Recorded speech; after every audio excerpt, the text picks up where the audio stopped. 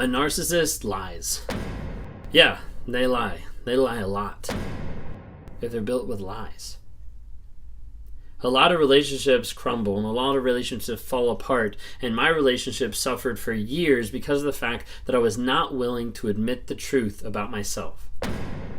All narcissists lie, and they lie consistently, and you see this over and over to avoid shame, to avoid accountability, to avoid guilt, just to avoid because it's been a habit for such a long period of time. But oftentimes there's also specific lies that are very specific to that person. A narcissist lies. You might be like, no shit. Like, of course they lie. Yeah, they lie. They lie a lot. If you've been in a relationship with a narcissist, with a toxic person, compulsive liar, sex addict, abuser, whatever it might be, you'll notice a big tendency to lie all the time. Now, these lies could be just big lies. Big, blatant, foolish lies. Or they be little lies. Of like, if there's pickles on their sandwich, or what they got at the grocery store. And you'll see lies be inundated their lives day after day, time after time. And those lies become so prevalent in the narcissist's life that they become natural. They become habitual. They become consistent. To the point that when someone asks a simple question, it's not the truth that comes out. It's just a lie. On my journey, I started working with a group called Warrior. It's the Wake Up Warrior group by Garrett J. White. And one of the things he talks about in one of his books called Be the Man is the idea is for men to step up and to stop fucking lying. Because that's really all it is.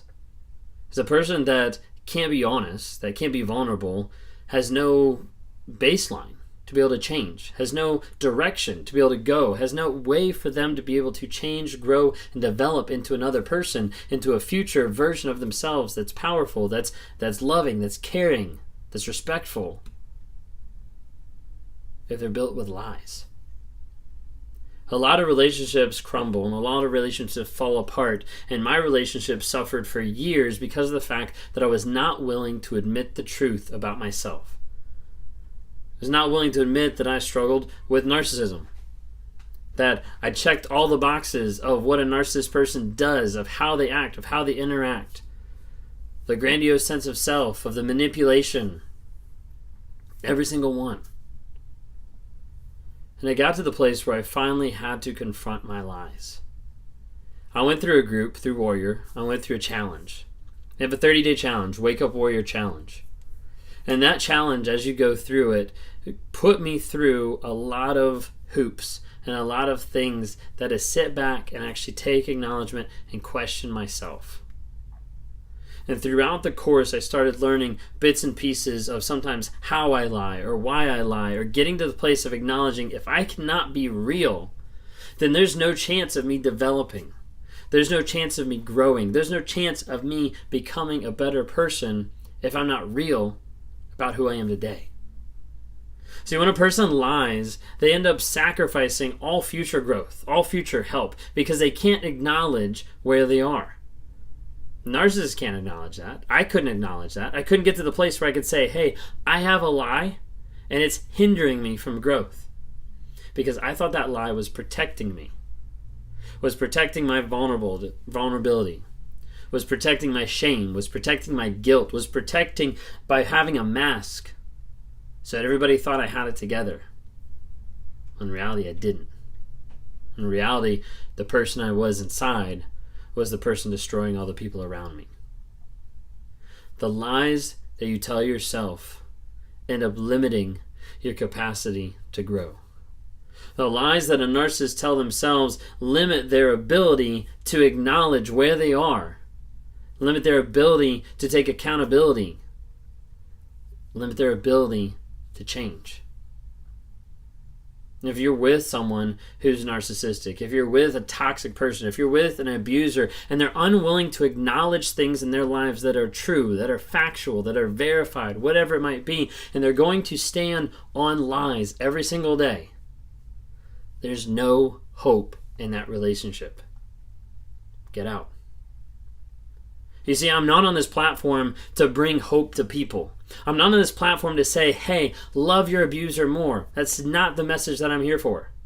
The message that I'm here for is to tell you about narcissism and bring about awareness, growth, healing, and change. Sometimes people put it on the narcissist side of like, you got to change them. How do I change them? How do I fix them? I don't understand. Let's fix this. Let's work on it. What people find out is when I start working with them on one-on-ones, we talk about the narcissist. We deal with that. Then we start talking about you. What are the lies that you're believing? I'm not saying that they're your own lies. But oftentimes the narcissist, that toxic person, puts those lies over top of you, and it creates this fog. It creates stuff where you feel like you're grasping for air, trying to figure out like what is truth, what is real, what's actually going on in this relationship, what's the direction it's going. And you don't know. Because it's built on lies that the narcissist puts on you. So in my journey through Warrior, I started learning and I started realizing about lies. One of the exercises we had to do is we had to go on a multiple mile walk. And with that walk, I had to take a backpack. And as I go carrying my backpack, I have to stop and I have to pick up rocks. I have to pick up, not like pebbles, but like decent rocks. I have to pick up and I have to put in my backpack.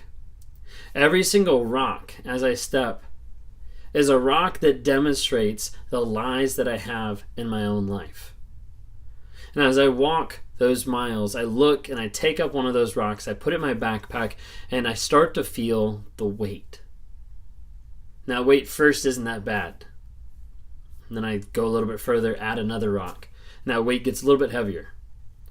And heavier, and heavier, and heavier, and heavier, until I end up having 7 rocks in my backpack.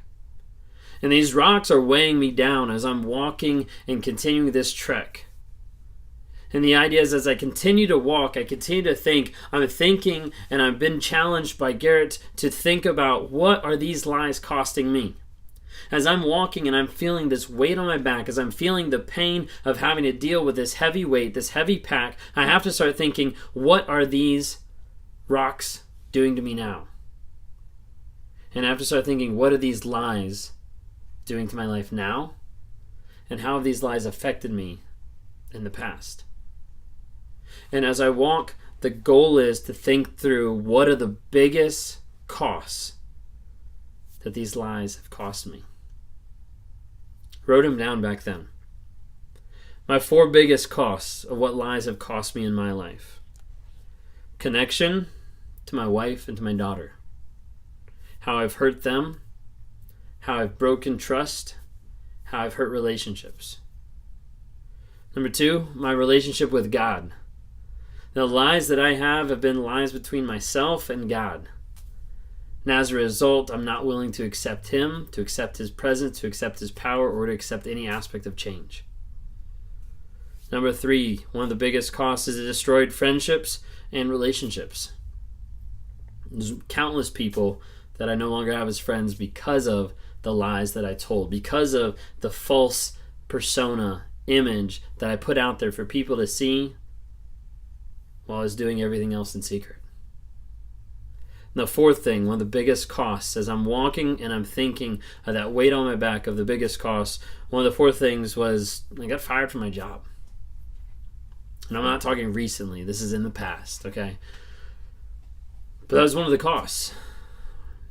And I have to think, what is the actual cost of every single lie that I've told, every single moment that I've limited myself to engage with a higher version of myself, to engage with the truth, to be able to figure out how do I grow, how do I change?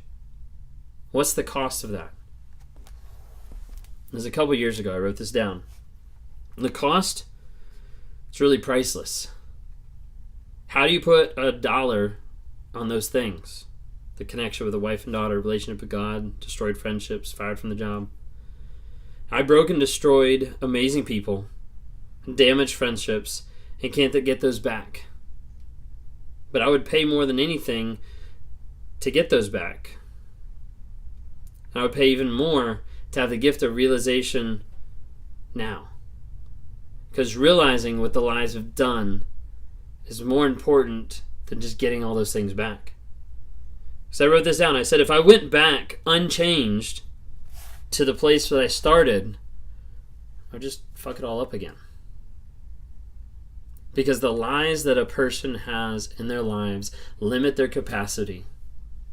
They limit their growth. They limit the possibility of moving forward. And as I continued walking around, as I continued working through the program, I had to sit down, I had to identify 7 different lies that I believed that were inundated in my life.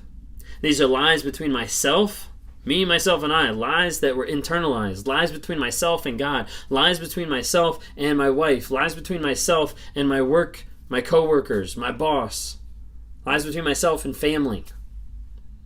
And those 7 lies have shaped the majority of my life growing up to a place that I didn't know truth anymore because I was unwilling to admit it, because my lies felt more safe than my reality. If you're on here watching today, you might be a person who's been inundated with lies from your abuser, and you're dealing with the fog, and you're not sure how to get out. I want to tell you, there's hope for you to be able to get out.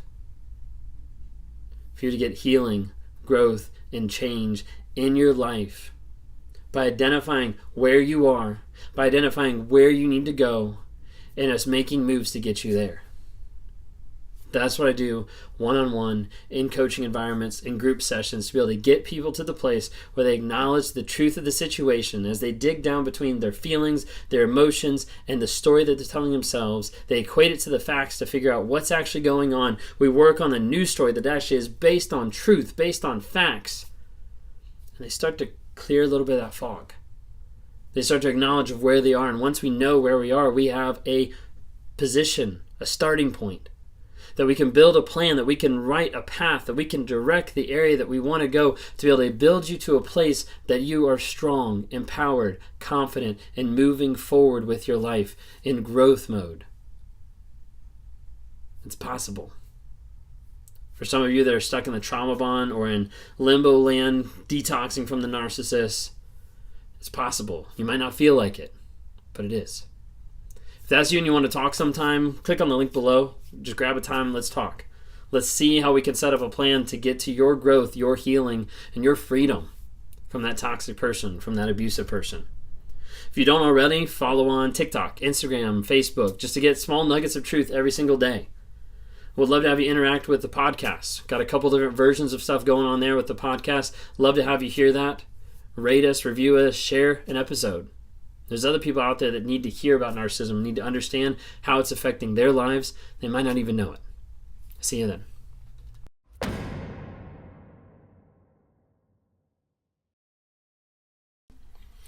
Hey guys, Ben Taylor here with Raw Motivations. If you don't know who I am by now, I'm a self-aware narcissist that's on this platform to provide awareness about narcissism and help people who've been abused by narcissists. Help them get healing, growth, and change in their lives on a day-to-day basis. If you guys have been following any of my videos, I did a video about a week or so ago talking about the narcissist lies and the lies I believe. In that video, I tried to open up and tried to start sharing a little bit about the process that I went through to start unearthing the lies that I had in my life, the lies that were inundated in my life in so many different aspects, and how I communicated to myself. Lies that I was telling myself, now I communicated to God, and how I communicated to my wife, to my work, to my boss, to my friends, to my family. And all those lies cost something. All those lies cost time, money, effort, trust, love, compassion, care, respect, and all these things added up to be priceless amounts. And if you watch that video, I talk a little bit where I talk about the 4 biggest costs. The 4 biggest costs I had were the cost of my lies, was the connection to my wife and daughter, a relationship with God, destroyed friendships and relationships, and lost my job. Those are some of the 4 biggest things. And the cost that I wrote down was priceless. Like, how do you put a dollar amount on the people that I've hurt? How do I put a dollar amount on the things that I've done that have been the cost of the lies that I've lived in my life? If you heard that video, you heard about me going on this walk, this hike, and having to identify 7 different lies. And I want to step into this video today with bringing a little bit of vulnerability to the table of saying like, hey, these are some of the lies that I believed. Haven't rehearsed this, haven't thought through this. I've just sat down. I've got my book here that's got my lies in it. I want to read them off to you and want to kind of explain to you the lies that I was thinking and the lies that were inundated and permeated through my life that I didn't understand, that I couldn't figure out. I was trapped in my own mind, my own lies, and couldn't figure out what they were. The Wake Up Warrior Challenge, 30-day challenge that I went through started to unearth these lies and started to have me question who I am, what's going on, what am I actually believing? And those lies ultimately cost me more than I can ever say. The first lie was the one that I came up with. The first lie here is, I can do this on my own. This is the idea of like going towards pride, going towards that self-sufficiency, that idea that the narcissist can do everything, that they're the best person in the room, that they're the best person at everything. I was the best person at my job, I was the best husband, the best father, the best person in bed, like whatever it might be, I was the best. I believed it. I joke about it. Like, oh, like I'm so humble. I joke about it like it's hard being married with perfection. It's hard, working with someone who's just this good. I joke about it a lot. But that lie inundated my life, inundated how I interacted with people, inundated how I responded to people, how I talked down to people. The idea and the concept that I can do this on my own. And I had to divide it up into 4 different categories. So in body, prideful, selfish, not trying to work out, not trying to improve my body, my physical health, not trying to eat correctly because I didn't care. I was like, I'm the shit. Like, I'm already this amazing person. Why do I need this stuff? I don't need this stuff in my life to get somebody, to be with someone, to have a relationship with someone. Why does it matter? I can do this on my own. In being, I took the place of God. I was enough. I didn't need another person in my life because I viewed and I thought that the center of my universe, the center of the universe was me. Like, don't you realize everything revolves around me? Like, you should know this by now. Sometimes I would even joke about that. That self-centered, that mindset that everything revolved around me was true down to my core, thinking, hey, this is me. I can do this all on my own because I am this person. I'm this amazing person. Or how I viewed it in that moment is, I'm actually the God of my life. In balance, so like my relationships, I didn't share. I didn't open up to Kayla, my wife. Didn't open up to her because why should I? Like, I don't need to. I'm self-sufficient. I'm capable of doing this on my own. I don't need to open up to someone else. I don't need to communicate to someone else. That drives a wedge. In business, push people away and not invest in other people. Not invest time and energy because why should I? Like, they're not going to do as good of a job as I can do. They're not going to invest as much time or be as good at that job, and I can it'd be easier. Just move out of the way. Let me do it. And I saw that a lot in business where I just steamroll over people. I'd shove ideas down the floor and just say, hey, this is what we're going to do, whether you like it or not. Like, this is what we're doing because I came up with the idea. My idea is better than all your ideas. I've already thought through all your ideas. Y'all are stupid if you have different ideas than mine. This is me.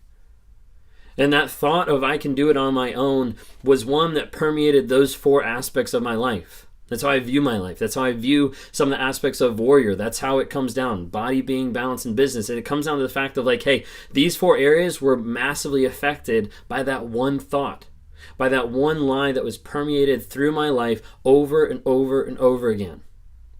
And it got to the place that I was believing it. It got to the place where I thought, I am self-sufficient. I can do all of this on my own. It raised my level of pride. It lowered whatever humility I ever could have had. It made people around me know that I am the best. I am number one. In relationships, that's how they break down. Because someone after a while starts to realize, like, wait a second, you're actually not the best. You're not the best at communicating. You're not the best at listening. You're not the best in bed. You're not the best at all these different type of things. And the narcissist doesn't want to admit that. So it's time to devalue. It's time to discard. It's time to love bomb. Start to go cheat with someone else. And those things happened. And those things were inundated in my life as well. Okay? I'm not getting what I want. I'm not getting what I deserve, what I think I need. Because I'm the number one. I'm the center of the universe. It's all supposed to revolve around me, so I'm going to go someplace else. I'm going to go find another person. I'm going to go accomplish another thing. I'm going to be more successful at work than I will at home or anything else because I get my validation there, because people love and respect me because I'm so amazing. And all it did is kept feeding my pride, feeding my ego, feeding me to the place where I didn't think I needed any help. Didn't need help from anyone. Didn't need a coach. Didn't need a guide. Didn't need God. Didn't need anything else in my life because I thought I was it. And the divide that put in my life, the divide that put in other people's lives, as I lied, as I cheated, as I hurt, as I destroyed, as I gaslit, as I manipulate, all those different things that happened were things that supported that lie that I can do this on my own. If I can't, I'll fake it till I make it. If I can't, I'll figure it out. If I can't, I'll do something, but I won't actually admit that I need help. I won't actually admit that there's something wrong. I won't actually admit that there's something different. And even with working through different courses of learning about personality types, learning about teams, learning about things about myself, it still never prompted me to reach out for help. Because there's an aspect of like, hey, like I know how to do this. I can figure it out. And if I can't figure it out, I'm not going to show people that I don't know what I'm doing, because they already think that I'm the best. They already think, because that image that I've created, because that persona I've put out there. And as a result, I kind of trap myself in that mindset that I can do things on my own. So the lie that I was telling myself, that rock, the first rock that was in my bag, walking that mile, walking those several miles with those rocks in my bag, thinking, what is the cost of all my lies? The first lie I had in there was, I can do this on my own. If you're out there, you might be struggling in a relationship. You might be struggling in how you connect with other people. You might be struggling with narcissistic traits. You might be struggling from being narcissistically abused. And no matter who you are, no matter where you are, there's an aspect you need community. You need people. You need people who are going to come alongside that are going to help you grow. They're going to help you improve. Now, I'm not just saying like come to me. I do offer one-on-one coaching, but there's a whole lot of other coaches out there. There's a lot of psychologists, therapists, counselors out there that offer help. And what I'm saying is you need to have someone in your life to be able to continue to push you and grow you. You need community. You need a coach. You need someone that's going to help you improve and up your level, up your game. But also you need that humility of saying, hey, I don't have it figured out. And I need someone else's help to figure out, what am I doing? Where am I going? How am I getting there? What are the barriers that I need to solve? And how am I going to continue to learn and grow in an aspect that you've never thought is even possible? Every single day I work with people. I work with them getting out of the trauma bond. I work with them getting through the detox phase of getting out of a narcissist relationship. And then I work with them with clarity and figuring out vision, goals, values, where we're going to go, how we're going to grow, and let's set a plan and do that. If that's something you want to talk sometime, click the link down below. Would love to be able to talk to you. If you haven't subscribed by now, subscribe on here. And then check out TikTok, Instagram, Facebook, because we're dropping like minute segments of like nuggets of truth each and every day, just trying to help people stay on their toes, understand about awareness, about narcissism, and build a plan of healing, growth, and change in your life every single day. If you're not on the NARC app, Narcissistic Abuse Recovery Community, NARC, check it out on Apple or on Google Play. But there's a community already there, a community that's being started as we speak, of thousands of people that are on there that are trying to get better. They're trying to learn. They're trying to engage with other people on that platform to say, hey, I've been in this, and you can get out too. There's some awesome people in there, some great encouragement, some great lessons and coaching that's coming out on a monthly basis that we're trying to provide people with the awareness, the coaching, the opportunities, the learning, the lessons there to be able to say, hey, let's build your awareness, let's build your growth to a place that when you get so far down the road, you'll look back at who you were with that narcissist and be like, I don't even recognize that person because I've grown so much. Work on yourself, continue to heal, continue to grow. Talk to you next time.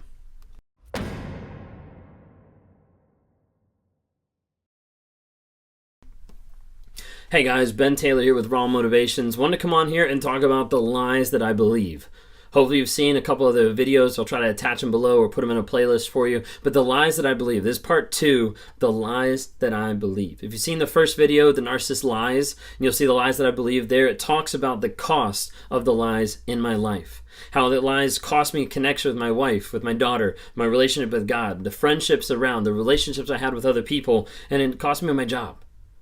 And those lies built up so much of this ginormous debt, this ginormous cost. And I had to sit back and watch, and I had to walk miles and miles with these rocks in my bag, one at a time, and each one symbolized a lie in my life. And the purpose of that particular exercise was to go through and was to think, what is the cost that all these things have done to me? What is the cost that has happened with all my relationships, with all my friendships, with all the people around me that I've hurt?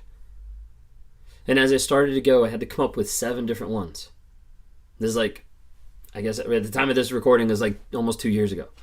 I had to come up with like 7 different lies. The first one I talked about in a video previous to this, and that lie, the rock that I put in my bag was symbolized, that lie was, I can do this on my own. If you want to know more about that, check out that video. Okay, this video is rock number 2.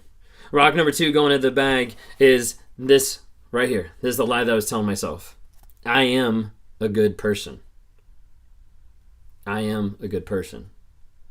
You see, there's an aspect of everything that I'd done, everything that had happened, all the cheating, the lies, the affairs with different people, the gaslighting, the manipulation, the screaming, the rage, all that stuff I knew was not acceptable, was not good, was not right.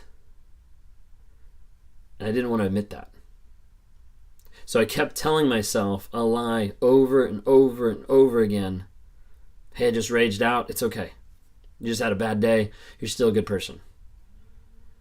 I just yelled at a person. I just gaslit a person. I just lied about this, lied about that. It's okay. You're a good person. It's fine. And kept trying to diminish the aspect of what I was doing, diminish the hurt that I was giving other people, diminish the sin that I was doing in front of God. And I would continue to do these things time and time and time again, but I would go back to that lie. And there's one that I didn't even realize, I didn't even know was under the surface, where I was telling myself, it's okay, I'm a good person. It's okay, I'm a good person.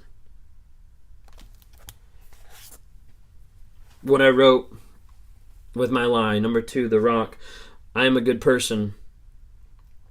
Apart from God and His grace, I'm not. There's nothing inside me that makes me automatically this good person. And it was shown by my choices. It was shown by the actions that I did. Just open me up, let me loose. What you see is not goodness. It's not love. It's not care. It's going after my own lust, my own affections, the own things that I wanted in life. Just go out and get. So how did this affect me? I am a good person, so in my body, goes back to the first one, I am good enough. I don't need to exercise. I don't need to work on me. I'm already good. I'm good, man. Like, nothing to worry about. Going to my being. My idol replacing me, replace God, was me. What I replaced in my life and my thought process and everything was, I'm going to replace God with all-sufficient me because I am a good person. So therefore, I don't need God. I don't need this other being, person into my life to tell me like what to do because I'm already good. I'm already good. And I would tell myself, and I would ignore the things that I would do. I would ignore the lies that I had. I would ignore the manipulation. I would ignore the gaslighting that I was doing. I would ignore everything like that because I had to hold on to something that made me feel better about myself. And that lie underneath the surface was, I am a good person. And so as a result, I replaced God or replaced morality with me. All-sufficient me. I'm good. With balance, what I was able to do is twist the story. Everything that Kayla did was wrong. Everything that I did was right. Why? Because I'm a good person and she's not, obviously. That was the thought process, the mindset, the mental craziness that I'd go through of thinking, getting to the place of hey, I just emotionally abused you. I'm a good person. You're the crazy one. You're the one that's yelling at me now. Why are you yelling? Like, okay, yes, I did push you to that point. Why are you yelling? Like, the mindset of narcissism, the mindset of the lies that were inundated in my life on a day-to-day basis, on a week-to-week basis, that were ingrained. Like, it's not something that I woke up one day and I was like, let me write down these 7 lies because I know exactly what's going on. No, it took me 30 days on this 30-day challenge. It took me looking inside. It took me working through a whole lot of shit to be able to say, hey, this is who I am. And this is what I'm telling myself. If you've done coaching with me or like one-on-ones, one of the things we do is we go through a process of dealing with your feelings, your emotions, and talking through what's the story. What's the story that you're telling yourself? This is the story. This is the story that I'm telling myself, that I'm a good person, so I didn't need God. I didn't need anyone else in my life. I was self-sufficient. I'm a good person. Everybody else is wrong. I'm the one that's right. And that thought continued to grow and continued to fester year after year after year, regardless of the abuse that I gave other people. So I talked about body being balanced in business, would judge everyone for their wrongs when I had much more. I'm a good person. Like, that's the thought process. Going through these different things, being in a relationship, a marriage with my wife while cheating with other people throughout our marriage, I would still sit down with someone else and counsel them or coach them or try to encourage them or even pray with them that they need to get healing in this one area. I remember sitting down and talking to a friend of mine and talking to them and them talking about their marriage and then talking about how their marriage was falling apart and they didn't know what to do and they weren't sure what was going on, but they knew that their wife had been involved in an affair and they knew that it was going downhill. They knew that there was a possibility of divorce, all these type of things, and I'm sitting there knowing that I'm doing the same exact thing. And I'm talking to them, counseling, coaching, giving my advice. How big of a hypocrite is that? But at the end of the day, I didn't want to think of that. All I wanted to think of was the idea that I am a good person. And that's all that mattered. My idea, my perception, my thought. I'm a good person. Everybody else is not. And so I'd hold on to that. That's where you start to disassociate. That's when you start to compartmentalize the idea of like, hey, I'm in a relationship here with my wife, and in this compartment, in this reality, I'm faithful, I'm true, and everything, and I'm a good person over here. And then we move over to this reality, this box with the affair partner, and hey, in this reality, this other side doesn't exist. That other box isn't there. So I can just focus on this person. I love this person. I'm committed to this person, everything. And you focus on both those two things. You don't focus on them together. You split them apart. Now, do that with the counsel to that other friend, to encouraging other people in their relationships and different things going on, and manipulating other people, other events. And then coming back to that phrase and thinking, I am a good person. And that's what I wanted to believe time and time again. I'm not a good person. I haven't been a good person. And admitting and understanding who I am, who I was, gives me clarity of working through all of that shit, all of that crap. Working through all of that to say, hey, this is who I've been. And that past is no longer going to define me, to keep that cycle, to keep going in the way that I've been going for so many years. That past no longer defines me. It is now developing me to be a different person. To be a person that's on this platform to teach people about narcissism, to bring awareness about what narcissism is, because it hides. It hides underneath the surface. It hides underneath abuse. It hides in the pew at church. It hides in the workplace. It hides in the cubicle. It hides everywhere. And the only people that see it, the only people that feel it and experience it, are often those behind closed doors that are abused on a day-to-day basis. That's who I've been. That past no longer defines me, but is developing me each day, that I look back at it and say, hey, that's not what I want to go back to. That's not who I want to be. But I have to face the lies that have inundated my life and that have been underneath the surface so much for so long, And that second lie there, the second rock I picked up and put in my bag, I am a good person. I would tell myself that while I was abusing someone else. I hope this helps today. A little bit of vulnerability. Check out TikTok, Instagram, Facebook, just for short 1-minute videos of nuggets of truth. If you haven't already, download the Narc app. It's on Apple and it's on Google Play. Would love to have you interact there with other survivors, other people that are in the midst of it, that are finding healing, growth, and change on there. If you want to talk sometime, click on the link down below. Check out the podcast, Raw Motivations, on Apple Podcasts, and on Spotify. Thanks so much.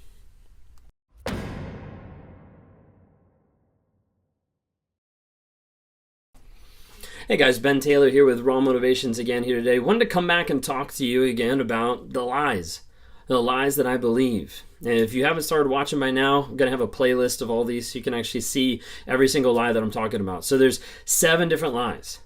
7 different lies that I had to walk miles with these rocks in my backpack thinking through, what is the cost? What is the cost to my marriage? What is the cost to my business? What is the cost to my bank account? What is the cost to my emotions? What is the cost to my feelings? What is the cost to my family? Like extended family, friends, other relationships.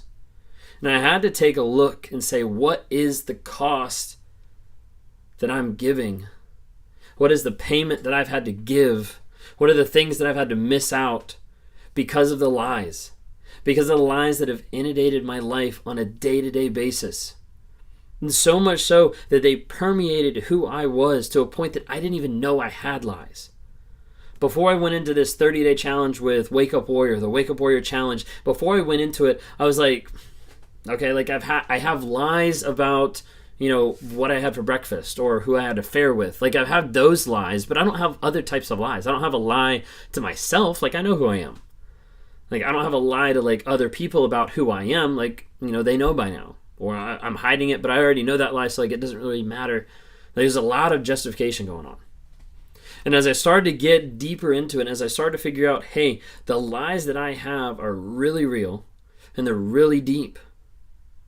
Like I'm on this platform, I'm sharing about narcissism, awareness, growth, healing, and change. I'm sharing about these lies.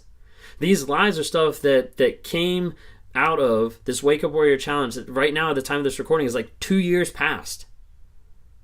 And it takes time as I try to apply them, as I try to realize, as I try to know this is the lies that I've been believing in the past and what I still struggle with sometimes today.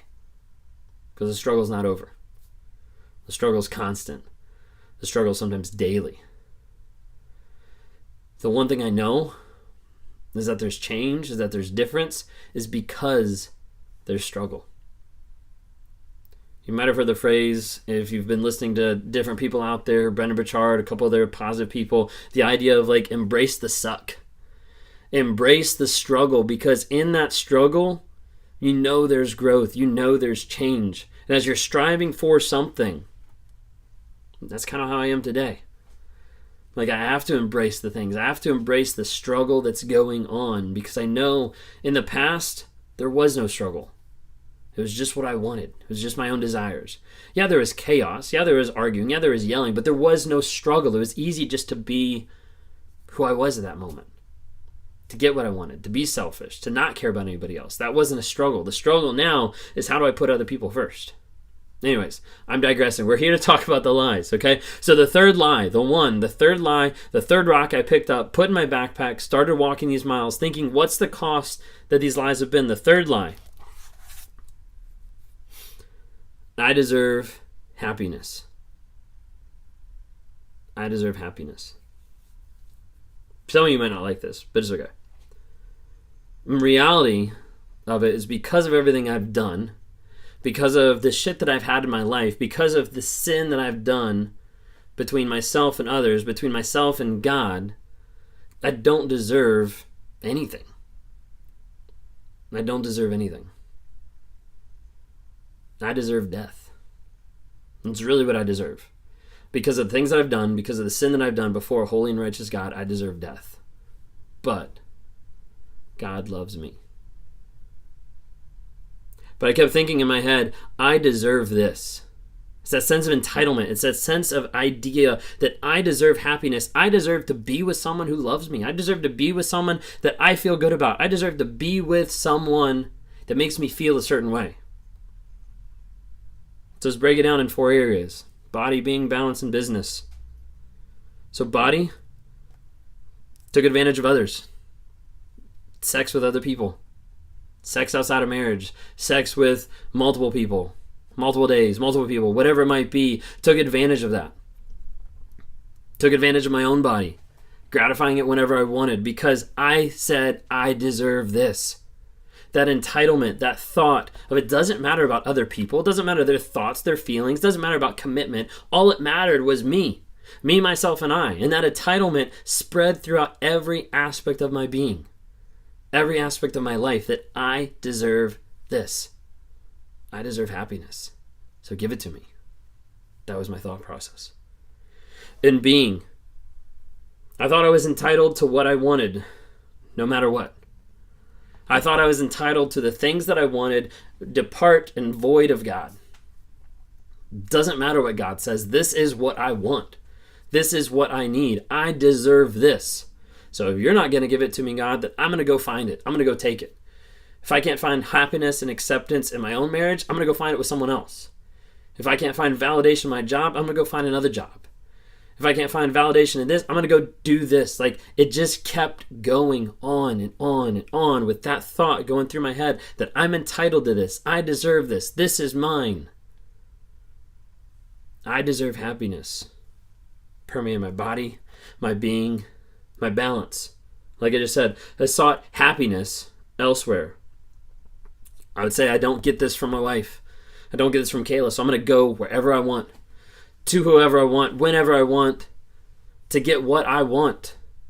That entitlement, that thought process that this is what I want, so why not give it to me? And that lie permeated every single aspect of my life to a place that I thought I was entitled to whatever. I thought I was entitled to my own satisfaction. So then you have addictions pop up, like pornography. I want this. This is what I want in this moment. So I'm going to take it. I'm going to do it. Whatever it might be. Excuse me. But that idea that I deserve happiness came through all those aspects. In business, it was steamrolling people for the agenda that I wanted. This is what I want. Like, I deserve to be successful. I deserve to be happy. I deserve to win. Like, all these different things were going through my head. Did I know what they were? No. Did I understand? No. Did I have a clue of what I was doing? I knew what I was doing, but I didn't know why. I didn't know that underlying story. That story that's running through my head time and time again, that I deserve this. I don't. Everything I've done in the past, every person that I've hurt, every person I've lied to, every person that I've gaslit, every person that I've abused, I don't deserve anything. And all my life, growing up, thinking, building this lie, brick by brick, building this wall to separate between me and God to say, hey, I deserve anything I want. You can't tell me what to do. The ultimate rebellion, the ultimate entitlement to say, hey, this is me, and this is what I should have. Love me, serve me, be with me, whatever. But I get what I want. That was that mindset that I had time and time again. The sense of entitlement that came from that root thought of I deserve happiness. In reality, I don't deserve anything. I haven't worked for anything. I haven't tried to build anything. I haven't grown myself. And through all those times I was thinking, I deserve this when I hadn't put in the effort. When I hadn't put in the effort to live a better life, to communicate well, to love and to respect my wife, to have a relationship with God, to focus on who I am and say, hey, these are aspects of my life that I need to work on changing and growing and developing. As a result, I just said, no. I can replace God with me. I can be all-sufficient. I'm a good person. I can do it all on my own. Like, I don't need anybody else. I deserve happiness. And that sense of entitlement that came with it permeated every single aspect and end up taking everything off the table. Like, if you take the rules off the table, if you take morality off the table, if you take God off the table, everything's free game. Then it doesn't matter. Why shouldn't I get what I deserve? That was the thought. And those thoughts have moved in my life so many times in so many ways that it takes time and effort to be able to get them out, to be able to replace them. If you've done one-on-one coaching with me, some of the stuff I talk about with the trauma bond, with detoxing from a narcissist, is the idea of getting out of that emotional bond by replacing the story that you're telling yourself. It's going through, hey, what's the trigger that you're experiencing? What's the feelings? What's the emotions that you're experiencing in that moment? What's the story? What's underlying that you're telling yourself? And then let's look at that. Let's take it and let's put it on trial. We'll say, hey, here's the story that you're telling yourself. What are the facts that support or deny that story? Let's put it on trial. Let's figure out what that story is. And then let's figure out, here's the facts. Here's the truth of the situation. Because a lot of you are dealing with like narcissistic fog. Like, you don't know what's going on. You've been inundated with the lies. You've been abused and you're not sure what's going on. You have that fog over your face. You're telling yourself a story. You break it down by saying, hey, here's the truth of the situation, the facts of the situation, and the facts, understand the facts, will set you free. Because as you take the facts, you build a brand new story based on those facts, based on those truths, based on the things that are true that you know. And you take that story and you end up replacing that top one. You replace the fable, the underlying story that you believe that's false. And you start to inundate that in your life, and it starts to change your mentality, your behavior, your actions, because you're focusing a life that's congruent, built on the truth and built on the facts, not on an abuser's fantasy. The lies that I lived permeated my life and cost a great deal. Hope that helps. Thanks.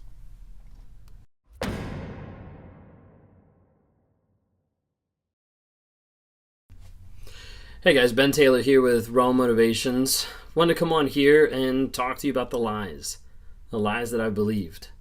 If you haven't already seen some of the others, today we're dealing with lie number 4. So we've got actually 4 videos before this that are talking about the lies that I believe, the cost of them, and the lies 1, 2, and 3.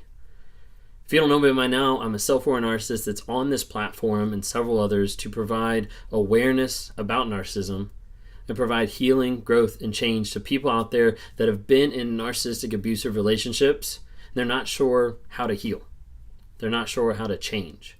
They're not sure how to get out of that trauma bond where they're stuck mentally being like, hey, I know I shouldn't be with this toxic person, but I still want to go back. I still want to interact with this person. I still want to pick up the phone. I still want to call them. Or maybe they've gotten out of that trauma bond and they're living a life that's full of peace because they're not getting actively abused, but it's not peaceful because they're detoxing from an addiction to a person, an addiction that was forced on them, that was placed on them by another person's love bomb, their attitudes, everything like that. And so I work with different people, with survivors, with people who have been through narcissistic abuse, and I try to help them get to healing, growth, and change, to live lives and be free from those narcissists. I also talk every once in a while with narcissists. People say, hey, like, I think I have the traits, I think I have these type of personalities, I think this is what I've done, this is what I've struggled with. And I invite those people to reach out to me because I'm willing to try to help. I'm willing to say, hey, stop lying, get into therapy, like, let's work on this. Most of them don't come back. Most of them don't really want change. They just want a soothe. They just want a quick fix. They just want somebody to validate who they are. If you're a narcissist, you're a narcissist. If you're an abuser, you're an abuser. There's only one way to change, and that's being honest about who you are and focusing on that growth. So a lot of my life, I wasn't honest. I wasn't honest about who I was. I wasn't honest about how I interacted with different people. I wasn't honest about the things that I did. But some of the biggest lies that I was telling was not just to others, but it was to myself. You see, I had lies between myself and my wife. I had my lies between myself and affair partners, myself and my boss, myself and friends, myself and extended family. I had all these lies out there. But some of the most damaging lies that continued to change and shape my mindset to continue down that dark road was the lies that I was telling myself on a day-to-day basis. Lies that I didn't even realize were lies. What they actually were is they were a story. They were a thought. They were a action, a being, a motion that was underneath the surface that I thought, this is just what I believe. This is logic. This makes sense. But in reality, it was a lie. If you haven't had a chance to listen to the first 3 videos on the lies that I have, I can do this on my own. I am a good person. I deserve happiness. Those are the first 3 that we touched on. Today's number 4. And so number 4 was walking these miles with a backpack on my back, the 4th rock that I put in there symbolizing the lies. So as I walk around and I'm sweating from carrying these rocks, I can think, what is the cost? What is the price that I've paid for these lies in my life? And as I'm walking around thinking of it, I pick up rock number 4 and I put it in my bag, and the lie that I'm telling myself underneath the surface that I'm believing is that God is not good enough for me. And what that does is that causes doubt, and that causes fear. That causes a thought process in my life that ends up permeating 4 aspects of my life. My body, my physical aspect, my being, my relationship with God, my balance, my relationship with my wife and others, and my business, of how I work in the environment, the business I have, or how I work with other people. And so as I break that down, that God is not good enough for me, in my body, the aspect of that is God isn't going to satisfy or give me joy. So as a result, I have to take it. As a result, I have to go out and grab what I want. Because going back to lie number 3, I deserve happiness. I deserve this. So if God's not good enough, if He's not going to give me what I want, what I need, what I deserve, I'm going to go take it. I'm going to go take it in different aspects of what I eat, what I drink, who I talk to, how I feel, who I have sex with, like all these different types of things. And if God's not good enough, that means I got to take it. That's what I thought. I didn't actively write this down and be like, oh, this is my mantra for the day. God's not good enough, so let's go get it. I didn't think that. This is not something that I knew was a lie. I went through this process with the Warrior Challenge, 30-day Warrior Challenge, Wake Up Warrior Challenge, going through and dealing with a lot of stuff for 30 days until I get to the end and I start doing this process and I'm like, what are the lies? And as I start to realize the lies, this one came out as number 4, that God is not good enough for me. So that's body. For being, so my relationship with God. Listen to this. If God isn't good enough, then what's the point of right or wrong? You see, if there's not a being, if there's not a supreme power, if there's not an authority, if there's not a moral compass for people out there, then what's the point? Then why does it matter? Who's to tell me that cheating on my wife is wrong? Who's to tell me that abusing another person is wrong? If there's no standard, if there's no goal, if there's no morality based on anything, then why does it matter? And if God's not good enough to me, if He's not good enough for me to provide what I want, what I need, I'm just going to take it. And I'm going to do what I want. And it doesn't matter. It doesn't matter what I want. It doesn't matter what's going on. It doesn't matter what I do, because there's not a moral compass of thinking, hey, God's in control, and God said this is wrong. It doesn't matter. If God's not good enough, then who cares? In my balance, so my relationship with my wife and other people, nothing is good enough. If God's not good enough, nothing's good enough. Kayla will never be good enough. That thought process that if God's not good enough to give me what I want, then there's not going to be other people in my life that are going to be good enough to serve me and satisfy me. So as a result, you just got to get what you can get. You just got to focus on what you can focus on. You got to achieve what you can achieve, because it doesn't really matter.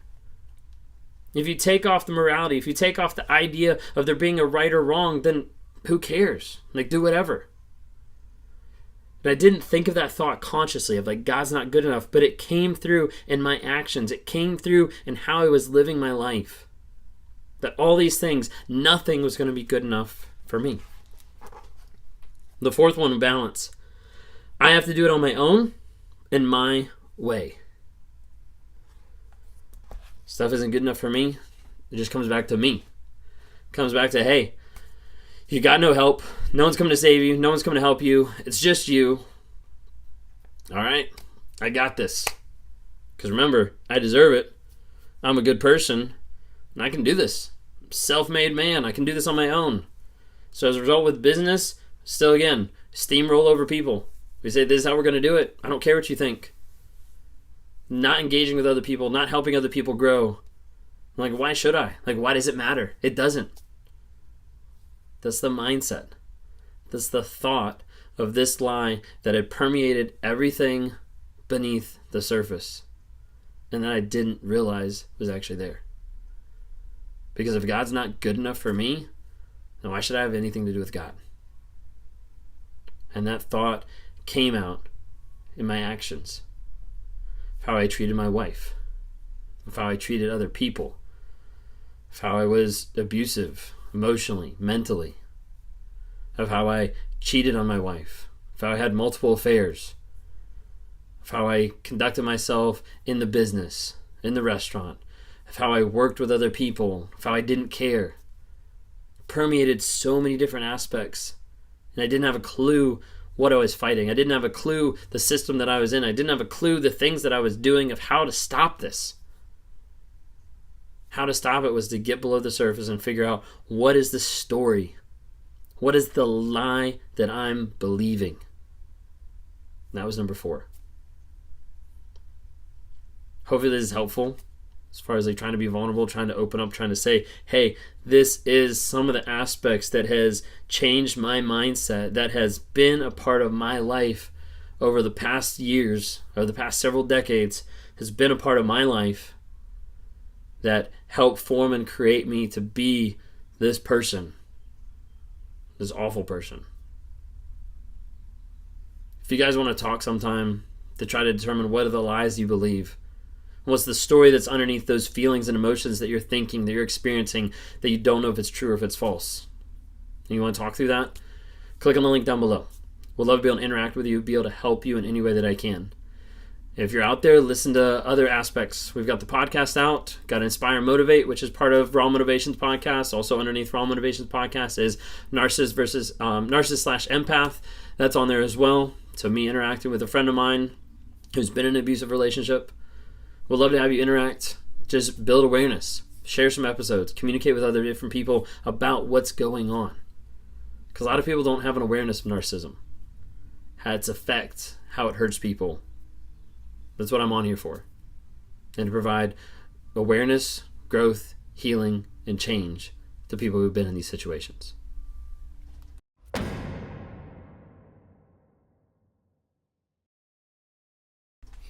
Hey guys, Ben Taylor here with Raw Motivations. Wanted to come and talk to you again today about the lies that I believe. If you haven't been watching some of these, we've got like 5 different ones that we've talked about so far. So it starts off with the Narcissist Lies I believe, and then we've got 1, 2, 3, 4 that we've already talked about. So the different lies. With these, it wasn't something that I grew up being like, hey, this is a lie. It was something that I grew up in thinking like, hey, this is a truth. This is fact. This is something in my life that I believe. And I didn't realize for years and years and years, I didn't realize the things that I was slowly forming, developing in my mindset weren't based on truth, weren't based on facts, but were just lies. I went through this group, Wake Up Warrior. So Wake Up Warrior Challenge was a 30-day challenge that I went through about 2 years ago. And when I initially went through that experience and that process, started revealing a lot of things in my life that I didn't want to admit. See, I went in thinking I have some lies, but I didn't really think of the fact that I had lies between myself, me, myself, and I, lies between myself and God. And some of those were some of the most pivotal lies that were changing my outlook, my desire, my design of what's going on, my perception of the world and how I was supposed to interact and live in it. And those lies were not lies that I identified. They were just truth. They were just thought. They were just the way it's supposed to be. But those lies ended up constructing and changing and morphing so much that I'm affecting and destroying multiple relationships, multiple friends, multiple people, multiple jobs. And the aspect of me going through this challenge had me on day 30, 29, 30, whatever it was, doing this walk, this hike around a lake where you're supposed to take 7 rocks and you're supposed to take them Big rocks, not these little pebbles, but like big rocks. Take them and put them in your backpack. And get to the place that you've got 7 rocks in your backpack, and those 7 rocks are symbolizing the lies that you have in your life. And as you continue to walk, I continue to walk around this lake, walk through this hike, and the weight of that kept pressing down on my back, and I kept thinking through, what have these cost me? We're not just talking time and money, but like emotions, energy, friends, family, business, relationships, everything's on the table, and the amount that keeps popping up is simply priceless, because you can't put a price on the people that I've hurt. You can't put a price or a limit on the people that I've destroyed. And as I'm walking around thinking of those lies, they start coming to me one by one. I didn't even write them down at that point. It was just thinking. And like literally like catalog 7 different lies in my mind while I'm walking. Then I finally sit down and start writing them out, start doing this process. And that's what I'm sharing with you today. So I hope it's helpful. Stick around. First 4 we talked about. You can check some of them, 7 of them down below. Put like them in a playlist or something so you guys can see them. The first one was I can do this on my own. Second one is I am a good person. Third one is I deserve happiness. Fourth one is God is not good enough for me. So the 5th one, I pick up the 5th rock. And the 5th rock is symbolizing a lie. I didn't think of it as a lie. It's symbolizing something that's in my life. A story that I'm telling myself that ultimately is not true. A lie that I was believing. Lie number 5. I am committed to Kayla. Now that might seem kind of confusing to some of you, because you might be wondering like, hey, that's a good thing to have. Like, that's a good idea. Well, it would be if it was true. It was a lie. Like, this is coming out of multiple years of being unfaithful to my wife. This is coming out of multiple years of multiple affairs lasting 2 weeks to 6 months to 2 years with another person. And me wanting to justify that, me wanting to change the story, me wanting to say, hey, I'm not that person, I'm a good person, like I deserve this, this is what I need. I'm committed to her. I'm still here. The idea that I was still here didn't mean at all that I was committed. Still committed to controlling the situation, to abusing through emotional and mental abuse, through lying, through gaslighting, through manipulating. But I wasn't committed to her growth, to her well-being, to her love, her care, her affection. I was really just committed to myself and the image that I was putting out there. But the lie that I kept believing, I was lying to myself saying, hey, I'm committed to Kayla. It's okay, I've messed up. This must be like, I must be cursed because I keep having these affairs. Like, it just must be part of my life. But hey, I'm committed to Kayla because I haven't divorced her. I'm still here. A giant lie that I kept believing from time to time. So we're going to look at in the 4 areas: body, being, balance, and business. 4 areas here. I'm committed to Kayla. So the body, the stress, the physical stress kind of in my life, in my body, because my body was not living in congruence. It was living a lie. I knew I wasn't being committed. I knew I wasn't being faithful to her. But stress and lying to her in myself, to porn, to masturbation, to everything out there, I was like, hey, I'm committed. But I wasn't showing it. I wasn't demonstrating it. I wasn't actioning out that truth. All it was is a lie, a facade, an image that I was putting up for myself to say, hey, I haven't left yet, so I'm still committed. It's part of the lie. In my being, so my relationship with God, thinking that it was okay to love God and to cheat on Kayla. It's a big disconnect there. I was like, wait, I'm supposed to be faithful to my wife, but it's also okay to cheat and to be with someone else, and I can go to church on Sunday and say, thank you, God. It's a big lie. Because I was telling myself in my head, hey, I'm committed because I haven't left, so it's okay. God will forgive me. Like, it's okay. We'll figure this out. But this is what I want. Remember, because God's not good enough, so I have to take it. I deserve it. I'm a good person, and I can do this on my own. So I'm just going to do it. Makes me happy. It's what I want. But hey, I still haven't left yet, so I'm still committed. It's the lie that I was telling myself. For balance, my relationship with her, gave her false hope in our relationship while cheating. The aspect of future faking, the aspect of going to counseling, the aspect of, hey, I'm getting better. Like, hey, I'm changed. Like, hey, I'm a good person. And those lies kept coming out saying, hey, I'm committed because I'm this way. I'm this person. I'm this image. Like, isn't it nice? Isn't it pretty? But I'm also this person, the cheater, the one that's in the affairs.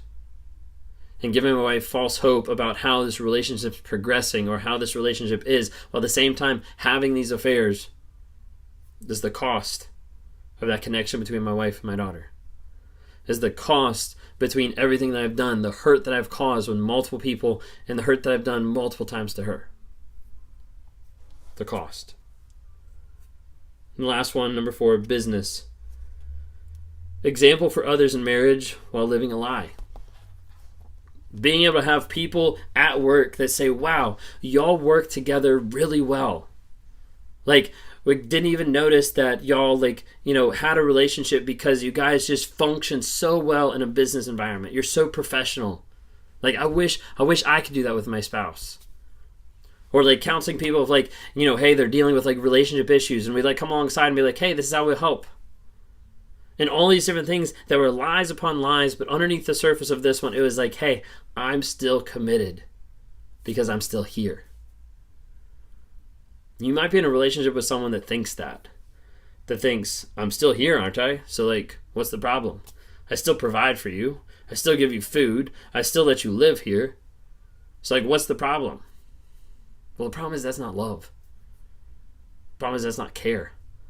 The problem is that's not respect. 9 times out of 10, it's abuse. And the lie that I had, trying to tell myself, the cognitive dissonance of, hey, I'm going to cheat and I'm going to be with my wife, but hey, I haven't left, so I'm still committed, was a lie. And a lie that I believed for a long time. If you're in these type of relationships and you're not sure what to do, or you want to talk, or you want to get guidance, or you want us to work through the lies that you believe, the story, the fable that you're listening to, and you want to talk, click on the link down below. There'll be a link there for you to be able to schedule time with me, and we can talk one-on-one, kind of work through the trauma bond, work through limbo land of detoxing from narcissists, and work on clarity, goals, and vision. To get you to a place where you've grown so far that you look back and you look at the person you used to be, person who used to be with the abuser, and you can say, hey, I don't even recognize who that was because I've grown so much. And I've worked on myself so much. I don't even have that pull. I don't even have that time. I don't even want to go back to that person. If that's you, I'd love to talk to you. Check out TikTok, Instagram, Facebook. Got 1-minute blurbs dropping every single day, just trying to speak truth into people's lives about narcissism, bring about that awareness, healing, growth, change, in all aspects. If you haven't downloaded the Narc app, check that out on the Apple Store or Google Play. It's a great one. Community of people that are like-minded, that are victims, that have been abused, that are out there trying to learn, trying to grow, trying to heal, trying to track their progress and continue moving forward. If you haven't already, check out the podcasts. Got Inspire Motivate. That's a subcategory of Raw Motivations podcast. And we've also got Narcissist/Empath, where I'm talking with a friend of mine who is in an abusive relationship, physically, mentally, sexually, narcissistically, everything. Check that out. That's all I got for today. Thanks.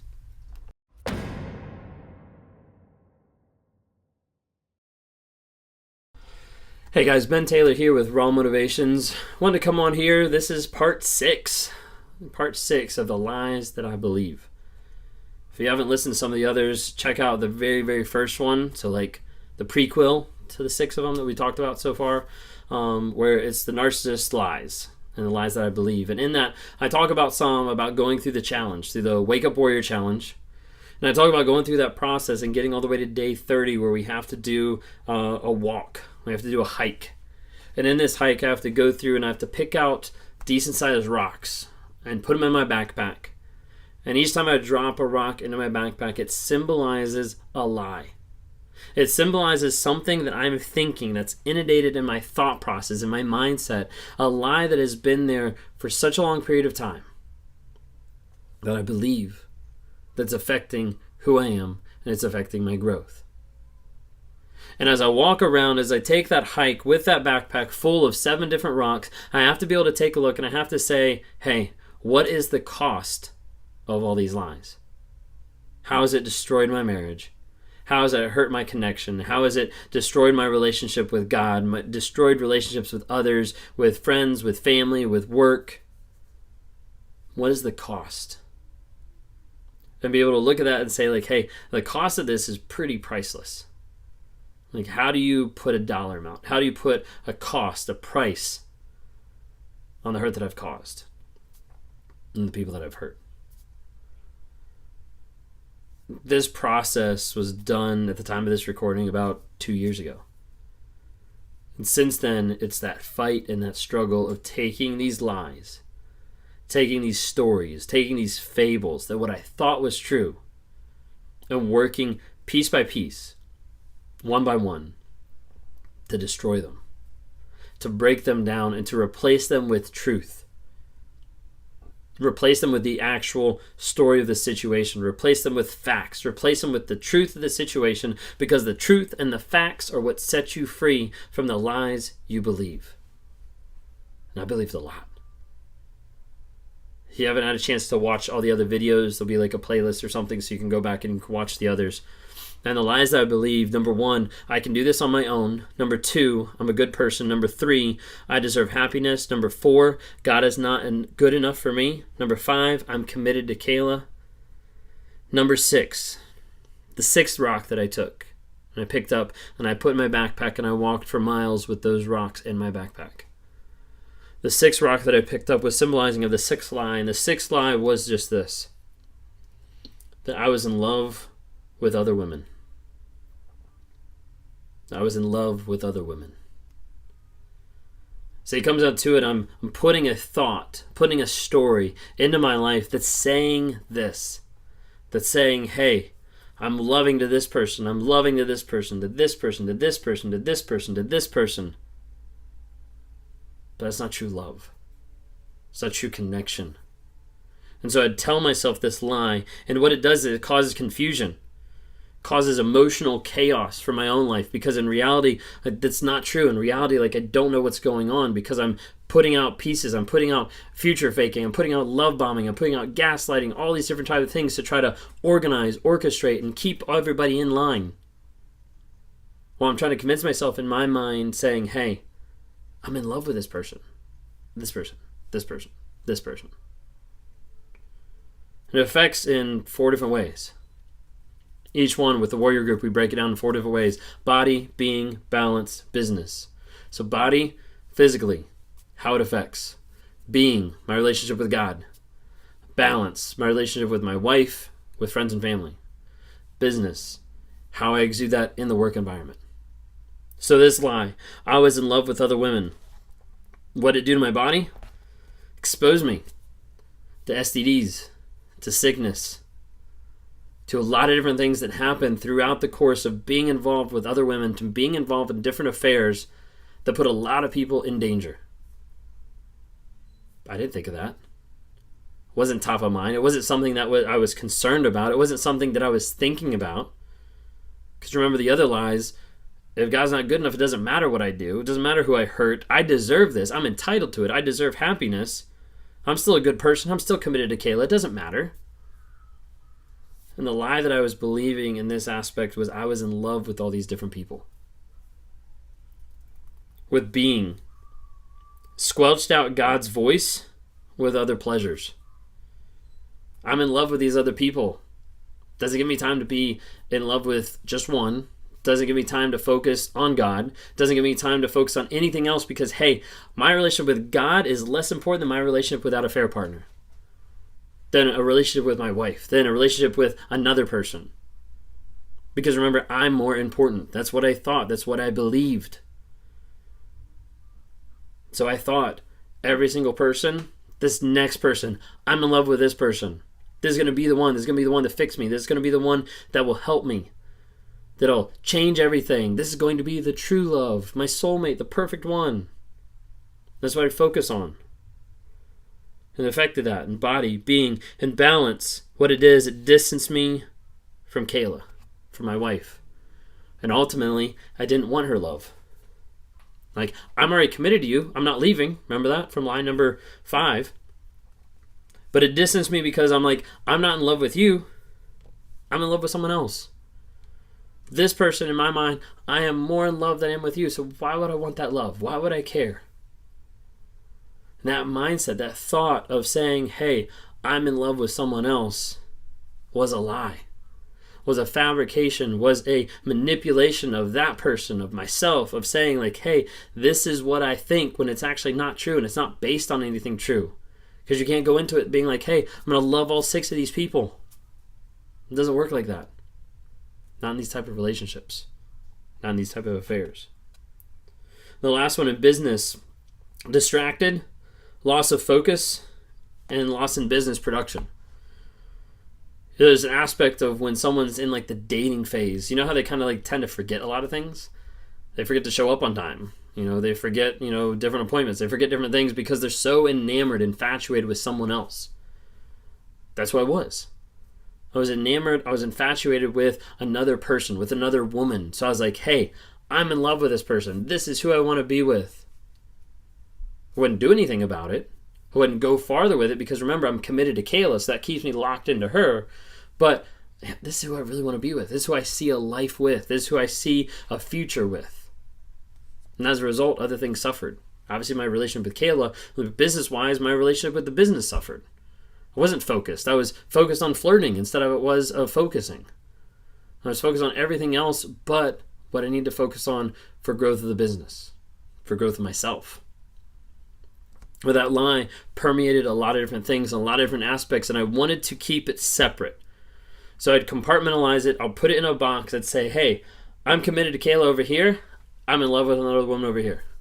2 separate things, 2 separate realities. Don't mess with either one.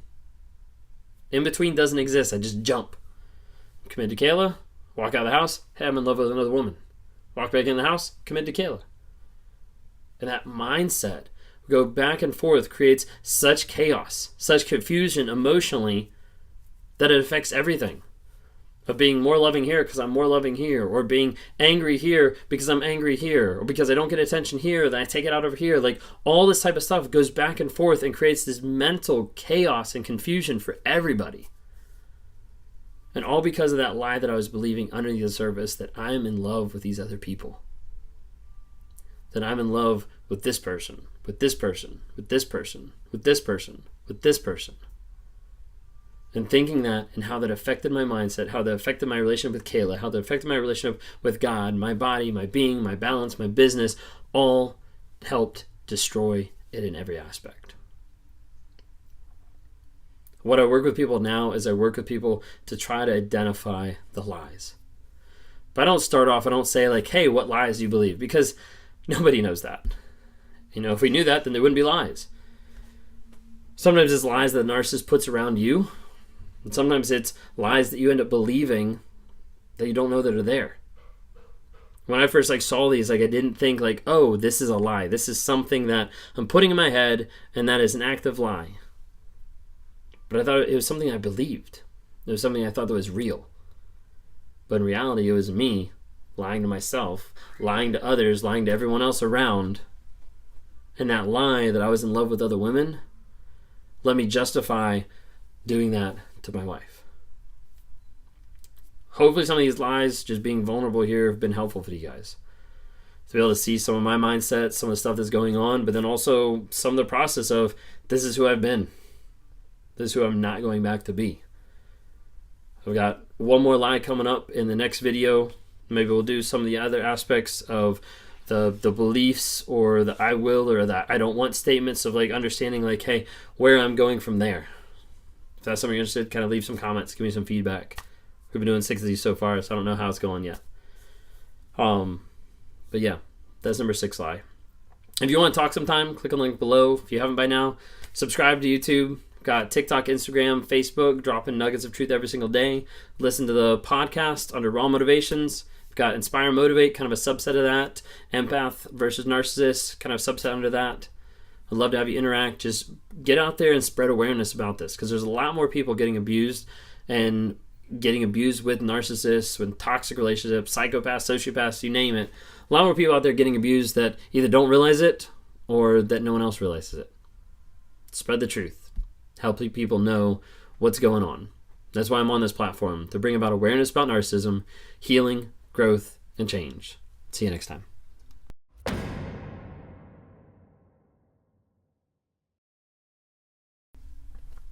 Hey guys, Ben Taylor here with Raw Motivations, coming back for the 7th episode of The Lies I Believe. If you haven't had a chance to watch the original episode, The Lies the Narcissist Believes, The Lies the Narcissist Tells, and The Lies I Believe, that episode is going to be down there in the playlist, and then you'll have the 7 other episodes about the different lies that I had. And what it was is I had a period of time where I was able to do a 30-day challenge with a group called Wake Up Warrior, where I was able to go and invest a lot of time and energy into myself to try to figure out what are the things that I am doing. One of those was just plain lying. And Garrett J. White starts off the course telling the guys, men, if you want to be a man, you have to stop fucking lying. And going into that course, I was like, I don't have lies. Like, I don't have that many lies. Or maybe the lies I have, they're small, or I know what they are. Like, I don't need this. Like, I don't really need it. And as I started getting into it, I started realizing, no, the lies I have are really deep. And they're ingrained. So much so that they were lies that I didn't even know I had. I didn't know that they were lies that I was believing on a day-to-day basis. And so as I went through the Wake Up Warrior Challenge, and one of the last things is going on this walk, going on this hike where I have to take rocks. And I have to take these rocks and put them inside my backpack, and as I go, I start to think and I start to count the cost. What is the cost that my lies have caused me? What is the cost it is to my family, to my body, to my being, to my balance, to my business? What is the cost of all these lies? And as I thought about the 4 biggest costs that I talked about in the first video, is connection to my wife and daughter, relationship with God, destroyed families and friendships, and fired from my job. Those are some of the 4 biggest costs in my life. But ultimately, the cost of everything, of hurting other people, of destroying lives, of hurting my wife, all these different things, that cost was priceless. And I don't think I can really put a number on that, or a dollar amount, or whatever it might be. So if you've seen some of the other videos, we kind of review and we kind of go through one lie at a time. Honestly, didn't think it would take an episode for each one, but that's how he landed. So the first lie that I had was, I can do this on my own.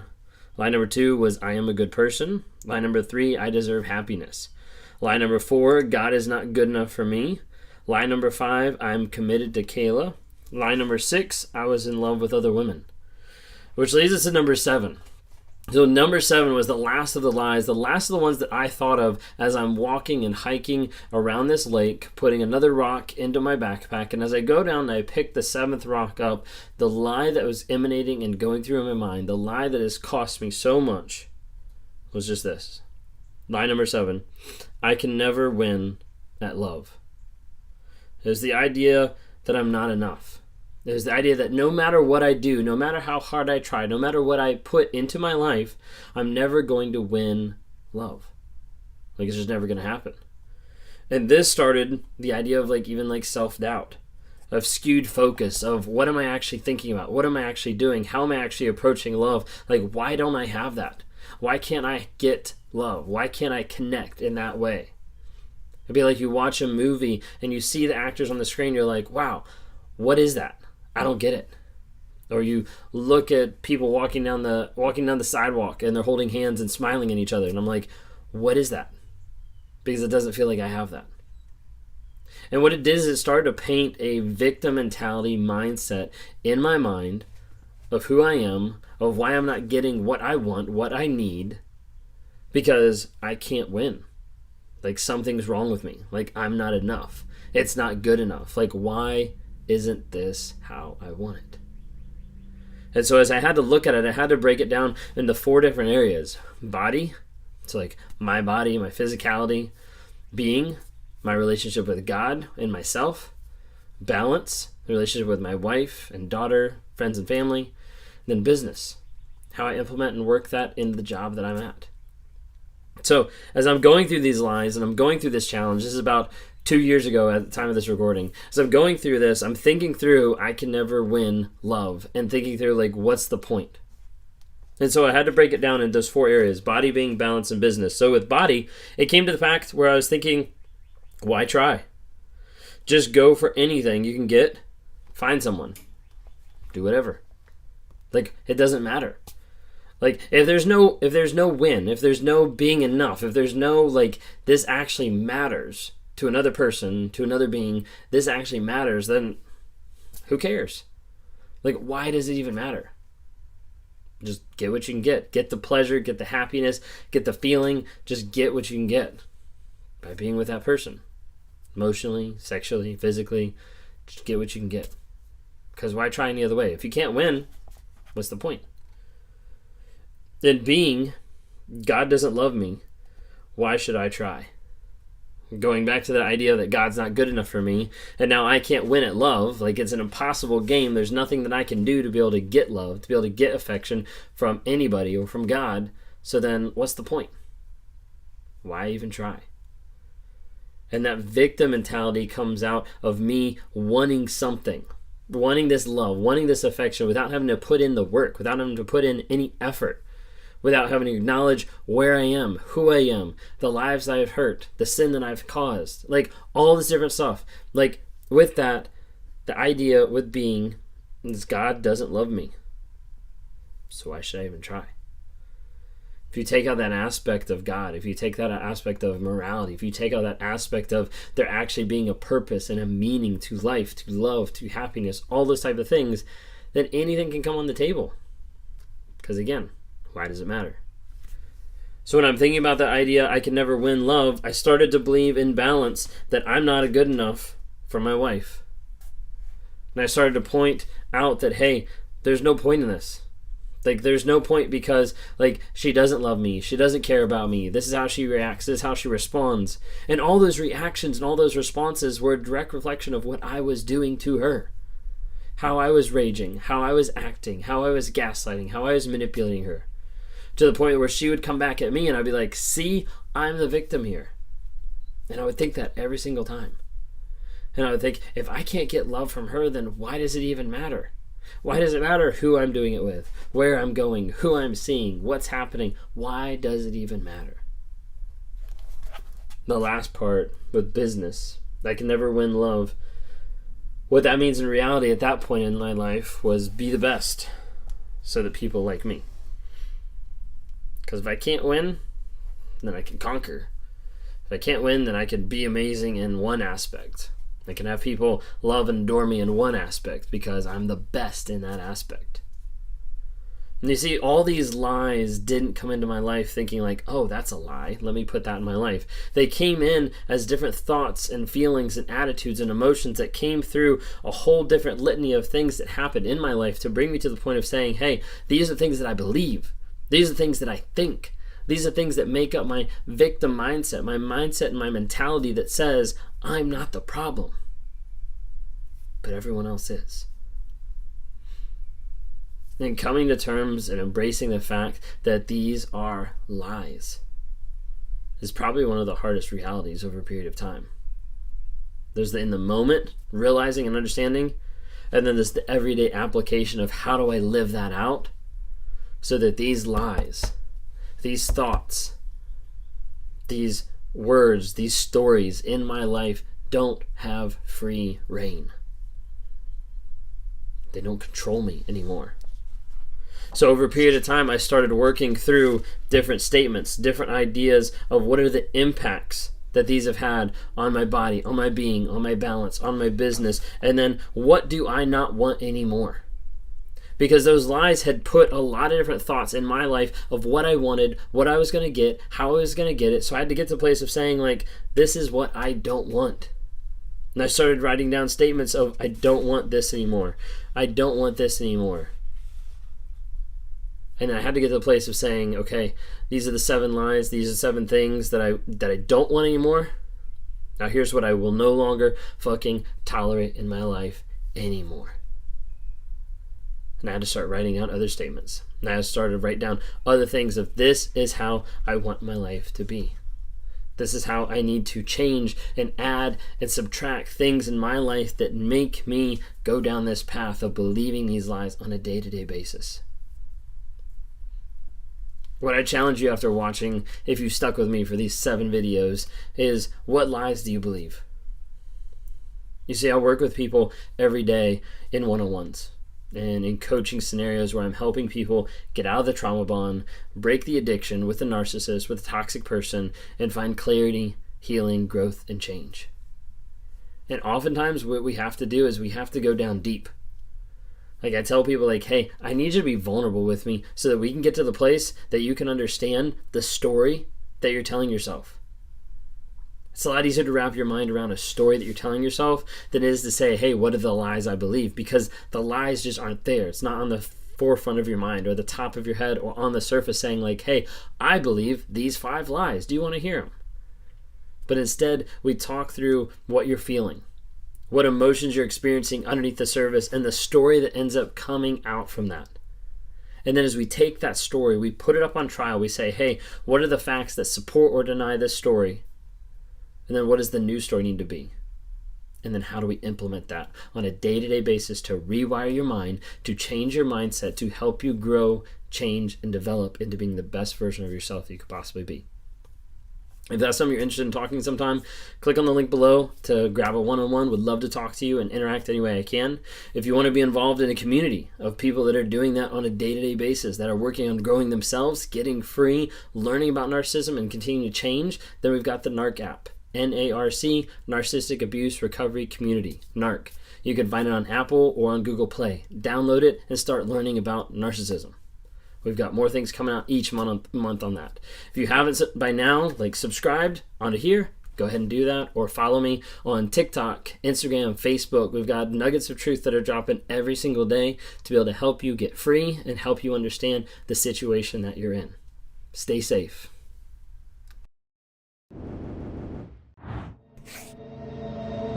Like you heard in the video yesterday, all narcissists lie, and they lie consistently, and you see this over and over to avoid shame, to avoid accountability, to avoid guilt, just to avoid because it's been a habit for such a long period of time. But oftentimes there's also specific lies that are very specific to that person. I'm not using this as a blanket statement of all narcissists say these specific lies. I'm just saying this is what the lies have been in my life. It wasn't just a piece that I was lying to everybody else, but the biggest piece of it was that I was lying to myself. I was not willing to believe the mask that I'd created. I was not willing to believe the incongruency of who I was. I was not willing to believe what was actually inside, but instead I was running from the reality of who I actually was, the reality of how I was showing up.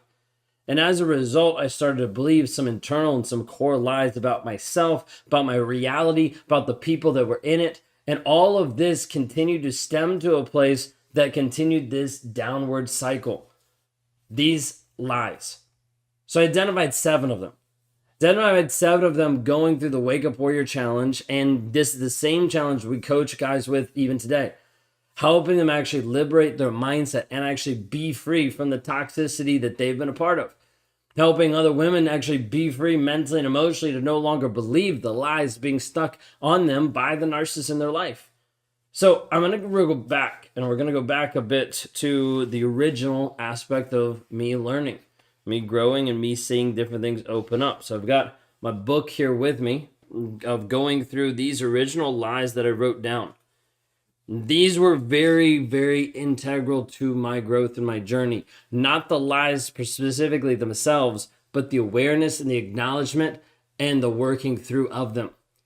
Because if you have a toxic guy in your life and he's unwilling to look at the lies, he's unwilling to work on the lies, nothing's going to change. Okay? These lies are specific to me, what I believe. These are not just generic ones for everybody. Lie number 1.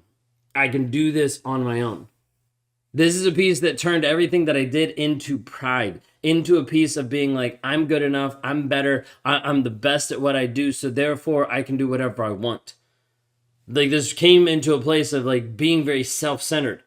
Like me not caring about anyone else, but just focused on just me. What this did in reality, underneath the surface, like even spiritually, is I took the place of God. I'm good enough. I'm the best person. And as a result, I could do whatever I wanted. Simply because I can do this on my own. That was one of the lies that came through. This meant I didn't have to open up to my wife. This meant I didn't have to actually show up in the relationship. I could just go through life just doing it on my own. I would push people away. I wouldn't invest in other people simply because I can do it on my own. This was one of the lies that I thought. In reality, I was just isolating myself and furthering dropping down into the pit of my own frustration, confusion, shame, and guilt. And as a result, nothing was actually changing. That was lie number one. Lie number two, I am a good person. Apart from God's grace, I'm not. I'm just a sinner. But I want to say I'm a good person, that I'm good enough, that I don't need other people in my life, that I don't need exercise, that I don't need God, that I don't need my wife, that I don't need anyone else. And what it ended up doing is replacing God, saying, hey, you don't actually matter in my life. Instead, I matter more. I'm the all-sufficient one. Therefore, you don't even account for anything that's happened in my life. Everything that Kayla did was always wrong. I was always right. I'm the good person. You're the bad person. I'm the one that actually is doing this, that making a living for a family, that's showing up. You're not. All of this projection kept happening. That was lie number two. Lie number three. This one's interesting for some people. I deserve happiness. In reality, if we look at who I am and how I'm on this earth, I don't deserve happiness based on what I've done. I deserve death, but God saved me. And inside of this, I took advantage of other people. I took advantage of other people's bodies, took advantage of other people's mental and emotional state, took advantage because I'm like, I deserve this. There was an entitlement piece. It wasn't just like, hey, you should be happy. No, I was like, no, this is mine. I get what I want. So in this piece of deserving happiness, I was entitled to what I wanted, no matter what God said. Like, void of God, I was like, hey, I can do whatever I want. So that means anything's on the table. And that's lie number three. And as a result, I sought happiness elsewhere. Anywhere I wanted. If I didn't get it from my wife, I found it from someone else. Okay, we can just cycle through. We'll just go to the next person. I deserve happiness. Number four, the fourth lie. God is not good enough for me. This brought in a piece of doubt and fear, making myself higher than God, saying, well, I'm better than him. And also lowering God to a different status, saying, hey, you don't really count. You don't really do what I want you to do. And God, you're not going to satisfy me. You're not going to satisfy my emotional, my logical, my sexual needs. So therefore, I'm going to go find someone else. I'm going to go do what I want to do because you're not good enough for me. If he isn't enough, then what's the point? Like, if he's not enough for me, then what's the point? I can just do right or wrong. It doesn't really matter. Because if he's not going to make me feel better, then who cares? This is the lie that I was believing. Nothing's good enough. Kayla would never be good enough. So, as a result, let's just move on. And so I did. To person, to person, to person. That was lie number four. Lie number five. I am committed to Kayla. You probably find that lie ironic, but that was one of the lies that was running through my head. Telling myself that I was committed to her, even with all the facts showing the exact same opposite. Telling myself that I committed and I care about her and I love her, when in reality, I didn't by any of my actions at all. It was all a facade. It was all something I was telling myself so I could tell others and actually believe it. But in reality, it wasn't. I was lying to her. I was lying to myself. There was other affairs, there's porn, there's masturbation, there was all these different things that were going on that was not focused on actual love or actual care. I was thinking it was okay to love God and cheat on Kayla. I was telling myself that I loved God and cheating on Kayla at the same time. Like complete, more lies, more fabrication. There's a piece where I was giving her false hope. I was giving her false hope, showing her that the relationship was working, that I was getting better, when in reality, I wasn't committed at all. And that was lie number five. Lie number six, I was in love with other women. This brought in like emotional chaos into my life because I believed and I started telling myself that I had that love, actual love for each of these people versus just using manipulation. But what this did is it exposed me in a lot of different ways. It thought that, oh, I'm in love with these people. But in reality, I wasn't. I was using and abusing. Like mentally and emotionally going through motions, sexually going through motions that were not helpful at all.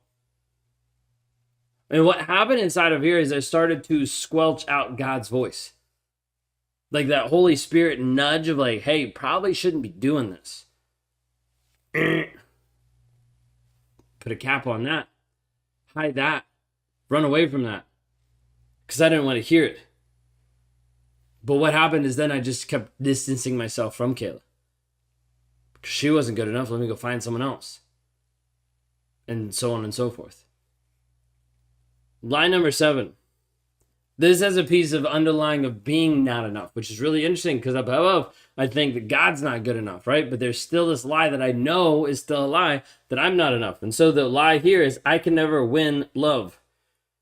This had a huge skewed focus and a piece of self-doubt inside of me of like, well, what's the point? If this doesn't work out, if I can't actually get this, if this isn't something that's in a part of my life, then what's the point? There's been a piece inside of my healing journey at times that I've like looked at Kayla and be like, wait a second, you love me? Like almost like it's a surprise sometimes, even though she's been with me for all of this. She's been with me even through everything I put her through. She's still shown up.